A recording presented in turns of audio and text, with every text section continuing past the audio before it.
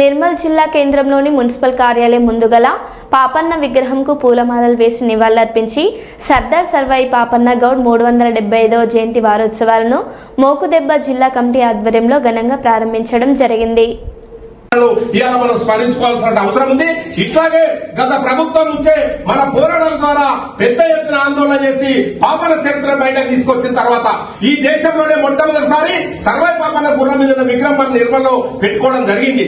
ఇట్లా గత ప్రభుత్వంలో పెద్ద ఎత్తున ఆందోళన చేస్తే సర్వాయిపేట గ్రామంలో 5,000 ఎకరాలకు మన శ్రీనివాస్ గౌడ్ అన్న మంత్రి ఉన్నప్పుడు పెద్ద ఎత్తున పోరాటాలు చేస్తే 5,000 ఎకరాలకు జీవో ఇచ్చి ఆ 5,000 ఎకరాల మొత్తం గుడి వల్ల సర్వాయిపేటలో కొమ్ము గుంటాలంటారు, పాపన్న గుంటాలంటారు. అక్కడ ఇవాళ పర్యాటక ప్రాంతంగా ప్రకటించి పెద్ద ఎత్తున అభివృద్ధి కార్యక్రమం కూడా నిర్వహించడం జరుగుతున్నది. వాళ్ళకి అది కూడా పంచడం జరిగింది. సో అప్పుడు అంటే ఇది 13th సెంచురీ 12th సెంచురీ ఎన్ని సంవత్సరం ముందు, ఎన్ని 100 years ముందు ఇది ఎంత గొప్ప ఆలోచనతోటి పేదవాళ్ళు ఉన్నారు. డెఫినెట్ గా ఇది సేమ్ లెగసీ, ఇది సేమ్ హిస్టరీ మీ నెక్స్ట్ జనరేషన్ కి కూడా గుర్తు పెట్టాలి. వాళ్ళకి కూడా ఇది స్టోరీస్ అవన్నీ చెప్పాలి. కాబట్టి మీ సంఘం నుంచి కూడా మీరు మల్టిపుల్ గా కార్యక్రమం కూడా ఏర్పాటు చేస్తేనే చాలా బెటర్ అవుతుంది. గవర్నమెంట్ నుంచి ఏదైనా సపోర్ట్ కావాలి, అది సపోర్ట్ ఇవ్వడానికి మన అందరూ సిద్ధంగా ఉన్నాను. ప్రతిసారి మీ కమ్యూనిటీ నుంచి ఏమేమి రిక్వెస్ట్ వస్తుంది మన ముందు కూడా మా ప్రజలు వచ్చేటువంటి సమస్యల పైన వెంటనే పరిష్కరించాల్సిన కలెక్టర్ గారు మా అందరి తరఫున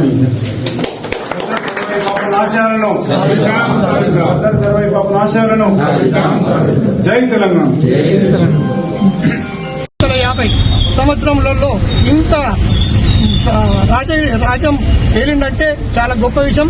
అతని స్ఫూర్తితోటే మనం కూడా మనకు రాజ్యాధికారం వచ్చినట్టు ప్రతి ఒక్కరు బడుగు బలమైన వర్గాలందరూ కృషి చేయాల్సిందిగా కోరుతున్నాం. గౌరవ పెద్దలు మున్సిపల్ కమిషనర్ గారు చాలా చక్కగా చరిత్ర మొత్తం కూడా తను పుట్టిన నుండి మరి చనిపోయే వరకు తను చేసిన పోరాట విధానాన్ని మొత్తం కూడా క్లుప్తంగా చెప్పడం జరిగింది. కనుక నేను ఒక 2 నిమిషాలు మాట్లాడి ముగించేయడం జరుగుతుంది.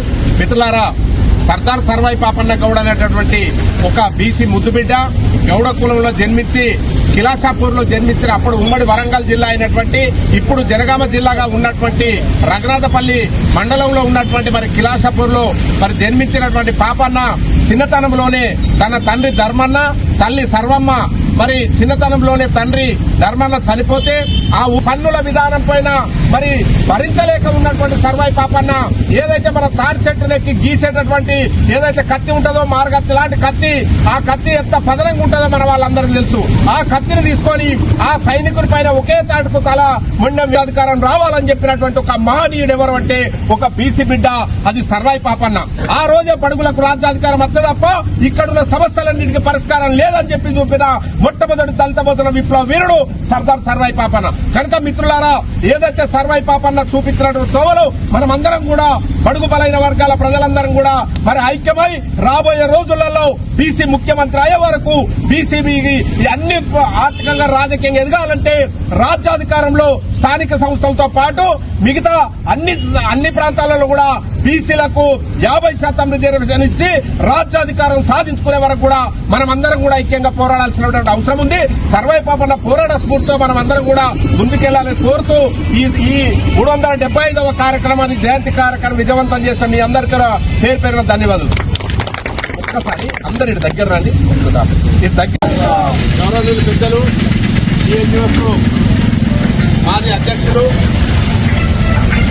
పెన్షనర్ల సంఘం జాతీయ కార్యదర్శి జిల్లా అధ్యక్షులు గౌరవనీయులు పెద్దలు ఈరోజు సర్దార్ సర్వాయి పాపన్న గౌడ్ 375వ జయంతి వారోత్సవాలకు ముఖ్య అతిథిగా వచ్చేసినటువంటి బీసీ నాయకులు, ఇక అన్నిటికీ ఇక్కడ జేఏసీ నాయకులు, నిర్మల్ జిల్లాకు జేఏసీ నాయకులు, బీసీ నాయకులు అంటేనే ఎన్సీలింగన్న లేని నిర్మల్ తెలంగాణ బాసి తనతో పాటు ఎందరికో ఈనాడు మరి వారు చూపించినటువంటి మార్గం, వారు చేసినటువంటి దశ నిర్దేశమే ఈనాడు మనం అందరం కూడా సామాజికంగా ముందుకొస్తున్నటువంటి సందర్భాలు. కాబట్టి వారికి మరోసారి నివాళులర్పిస్తూ మరి జై సర్దార్ పాపన్న గౌడ్కి, జై సర్దార్ పాపన్న గౌడ్కి, అమర్ హై సర్వాయి పాపన్న గౌడ్, అమర్ హై సర్వాయి పాపన్న అమర్ హై.